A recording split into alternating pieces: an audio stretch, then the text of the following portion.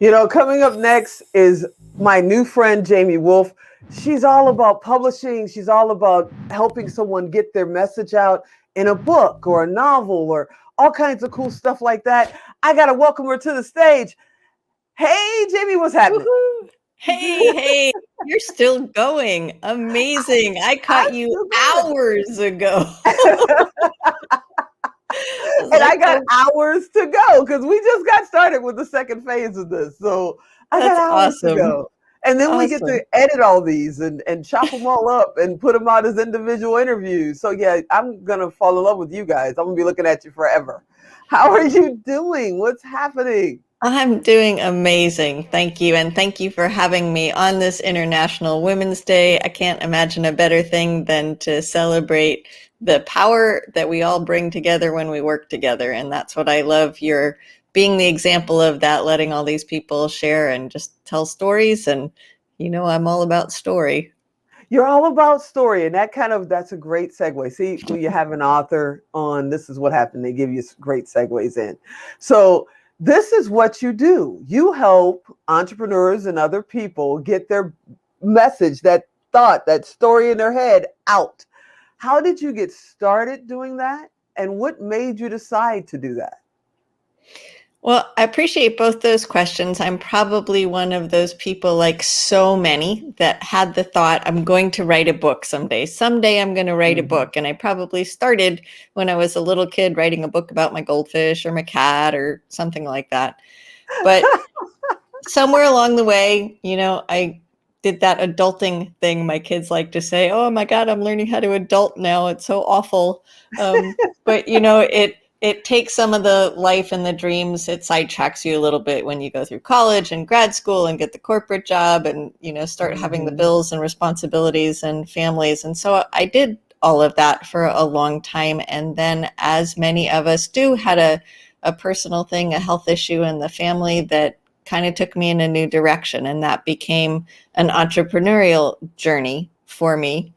And one thing we can say about being entrepreneurs is it will teach you lessons, especially if you're not listening and paying attention. Damn. So learned some of those lessons, and that, caused me to pivot again just a little bit. And in the process, I started helping other entrepreneurs and then found myself saying the same thing over and over and over. So I thought, aha, I will write this down. I will put it in a book. I will hand it to them, and I can stop being, on replay all the time. That introduced me to the world of, writing and publishing is one thing, marketing is a really different thing. And Yeah, then it's a different beast. followed the shiny objects and went in a few more ways, but circled back. And the thing I found, at least in my existence, is the themes that are really important come back around, and they come back around. And maybe I'm not ready to grab that ring the first or the second time, but the third or fourth time it comes back around, okay, we're doing this now. So Mhm. I was introduced to, not the man, but the company, Russell Brunson and ClickFunnels, and a couple years ago. So I was just listening to your previous guest talk about age and slapping people if they think they're too old. Maybe I won't say exactly how old I am, but I'm older than she is. Let's just put it that way. And so this idea of staying relevant as I get older and being independent so that I can continue working at a value that I believe that I have, rather than, being dependent on an employer in a small geographical place that maybe isn't going to pay me what I have become accustomed to earning. And Right. so learning these new skills keeps my brain young, all this stuff. And I went back to the thing I love is story. And the thing I love is helping people write and publish. And over the years, I sort of learned the marketing. Boy, I hate that phrase, sort of. Need to delete that. Learned how to help people write, publish, and hit bestsellers. So, what I do now is I help experts, specifically entrepreneurs, write best-selling books, help them become published best-selling authors. That was a pretty long-winded answer to a short question. I love it. I love it. So if someone is sitting at home right now and they don't even believe they have a story in them, You know, we have somebody coming up a little bit later. Peggy's coming, and she's the one who told me I have a story in me. And I'm like, excuse me? And then you and I were talking. It's like, if they don't even believe they have a story in them, what do you tell them? You know, when you're looking at their life going, this is somebody who needs to have a book, needs to write about their company, their life, their business. How do you know when you see them? What do you tell them? It sounds cliched, but everybody has a story. I think that imposter syndrome kicks in where we don't think we're ready yet. We don't think we're good enough. Maybe we haven't had enough experience yet. The one I especially love is, oh my God, I've failed so many times. Who the heck is going to listen to me? Yeah, I'm going to talk about all these failures and go, you should, copy me, because wait, what? I'm trying to teach you success and all I'm talking about is my failures. But failures are wonderful learning lessons if we allow them to be. So anyone who has, well, most anyone who wants to tell a story has a story. I specifically work with business stories. And a lot of people come to me and say, I've had this journey and this big, long life lesson. Should I write about that? Absolutely, yes. But maybe if you want a strategic book to help grow your business right this minute, that's not the book to start with. How about if we get to that a little bit later? Because that's a little bit more personal, a little bit more cathartic. And what I want people to do is make sure they're reaching an audience who needs to hear their message. And almost always that message involves going through some hardship and providing the belief that someone else can get through it, because they're sitting there. I know in my story, when I took a huge U-turn, the humiliation and the shame and the isolation, and oh my God, I can't tell anybody this because I am the stupidest person on the planet. I can't believe I made these mistakes. When I finally started sharing them, I went, oh wow, almost every other entrepreneur has made the same darn mistake. Who knew? So it's really important that we share our stories so that someone else isn't suffering alone in silence. That's why I love the power of story. Let me shift gears, because you have a team, and you have people that help you get these stories out, actually get them published, and help them get into Amazon and further and beyond. How do you choose your team, and what kind of team members do you look for? I have learned that any issue I had in the past with a team was my fault. Didn't hear that Because coming. communication is key. So I've studied with Alex Charfen a little bit about, team building, and a few other wonderful folks, Chris Baden, Sean Malone, about team building and hiring and being very specific in job descriptions, making sure people actually understand what they're there for, checking in frequently, having metrics, so that just because I said, hey, go do this, you're an adult. I don't check in with you for 2 weeks and then I'm upset when it's not done or not done the way I wanted it.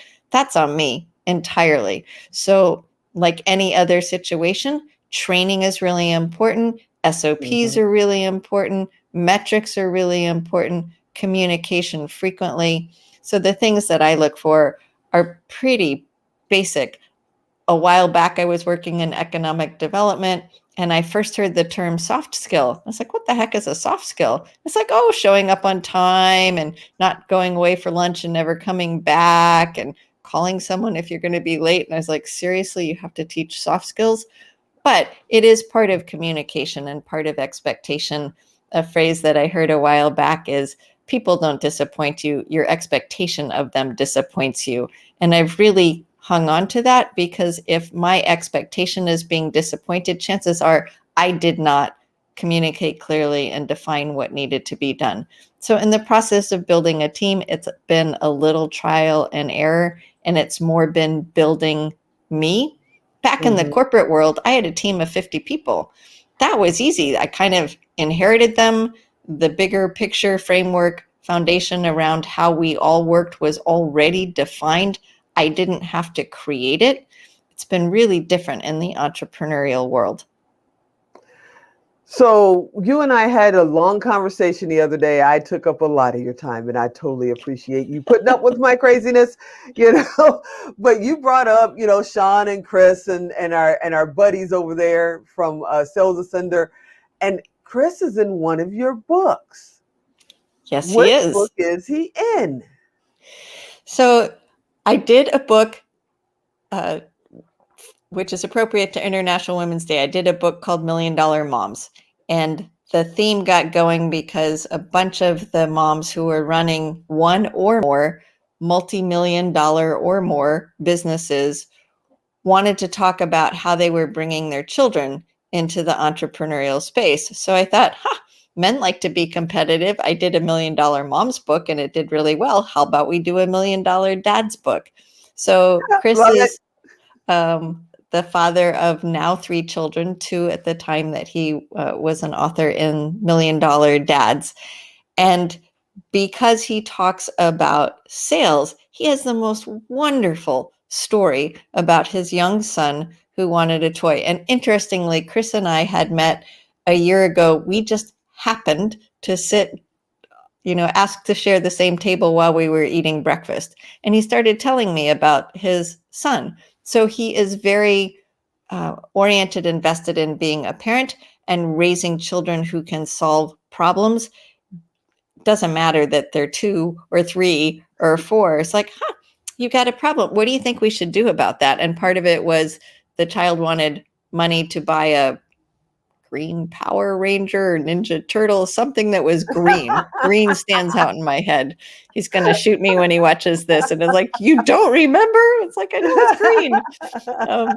But the idea of, okay, you want that, it requires money. How do you get money? You solve someone's problem. What problem can we solve? And right at that moment, the family lost their car keys. So it's like, we could make keychains that are big enough and bold enough that people don't lose their keys and have to waste all this time and get upset looking for their keys. And so then went door to door. And I love this lesson. One of the lessons was, the first person said no. Yep. And Chris was like, you just said no to my child? You crushed him? But his son wasn't upset. And so Chris was taking that cue of, okay, so he's fine with that. We all not need to, but we will feel so much better when rejection is simply a conversation. It is not the end of the world. It's nothing that we have to take personally. Oh my God, my keychain's no good, or my story's no good, or my book is no good, or my business is no good. It's communication. So I am so pleased that Chris was an author in the book, because his stories around selling, which every single entrepreneur needs, but many of us are less comfortable with because we haven't been taught how to do it correctly and we haven't learned or practiced it enough yet. Yeah, when I was a kid, I wasn't much of a kid, but I was much younger. Somebody taught me a long, long time ago, you're either being sold or you're selling every day. You just got to figure out which side you're going to fall on. And I keep that in my head. My parents say I came here selling. So I think I got that part down. Okay. I want to thank you. I think you're amazing. You took out time the other day to just kind of walk me through some stuff, because I don't hide stuff from folks. I'm dyslexic. I'm a strange kind of dyslexia in the sense that I don't see spaces when I get tired. So by the end of today, all these words that are bouncing on the screen are going to look like one long word. But you explained to me that that's fine. We have ways to work around that and deal with it. If I can talk and somebody else wants to listen to it, and find the story in there, I'm 100% in. I want to thank you so much for coming to hang out with us, being here for International Women's Day. I mean, we're going coast to coast because you're over in the Carolinas. We're going international. It's been absolutely amazing. And thank you so much for hanging out with me. Thank you for the time. I love it. I'm always energized by speaking with you, even when you've been going all day. It's amazing. I've only got 2.5 more hours to go. It's okay. That. Nothing. Piece of cake. That. You got it. Thanks, Jamie. I'll talk to you soon. Bye. Bye-bye.